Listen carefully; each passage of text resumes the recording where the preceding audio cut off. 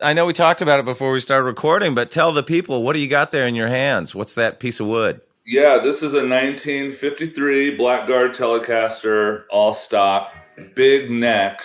I got from Carter Vintage Guitars about 3 years ago, and it's definitely a desert island guitar for me for sure. And you know how it is, Telecaster lovers like ourselves. When you're younger, you just dream of that Blackguard, and I eventually got it. I want to say I don't know what day it was built on. I haven't like actually pulled anything out to check, but have you heard of something called Friday necks?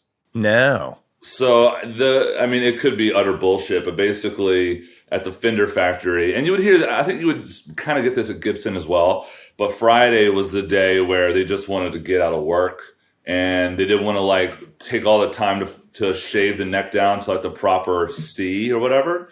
And Right. a lot of times you would get your bigger necks on Fridays because people were like, all right, I'm going to just get this done and get the hell out for the weekend. So I want to say this is a Friday neck.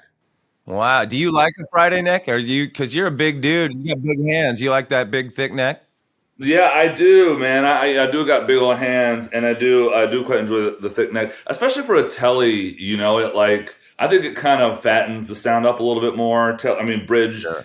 the bridges on tellies are so bright that it just kind of adds a little warmth to it. Kind of like inversely, the 1960 Les Paul necks are thinner. And in some ways, I think they sound clearer because there's not as much like a 58 is so chunky and it sounds Right. amazing. And the 59 is the most coveted. But I have a 60 and there's something about that kind of thinner neck that just brightens it up a bit. So when are you putting like a hot rail and a Floyd Rose in that thing, huh? You know what, man? We just did our recent record with Mike Elizondo. I'm sure you know Mike. He's the nicest dude on the planet, but also a freak of a musician and producer and everything. And I believe it or not, I have never played a Floyd Rose in my life. It's just for some reason. Really? Yeah, yeah, believe it or not.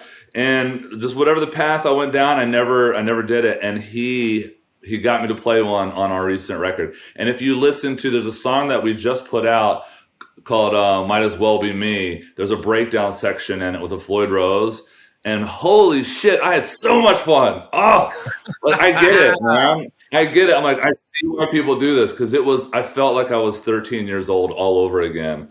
Just every Yeah. note was a dive bomb,